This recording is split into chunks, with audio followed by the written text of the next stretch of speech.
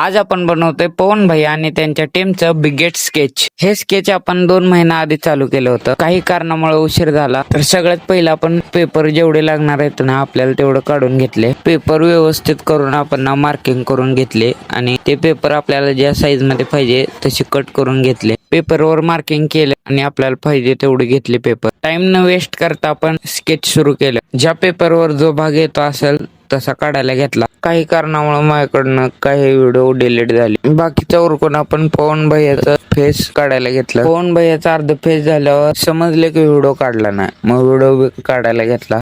पवन भैयाच्या face साठी मला 2 ते 2.5 तास गेले. आणि हा व्हिडिओ पार्ट 1 असणार आहे. याचा पार्ट 2 येईल.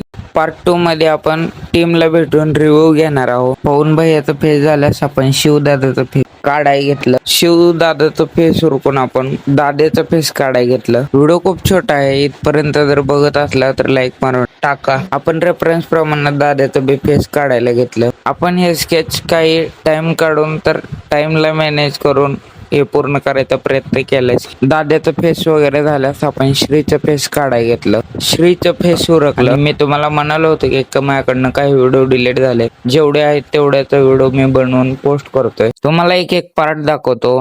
सांगा रिझल्ट कसा झालाय. भावांनो, खरंच खूप टाइम गेलाय. प्लीज सबस्क्राईब करा, लाईक करून कॉमेंट करा.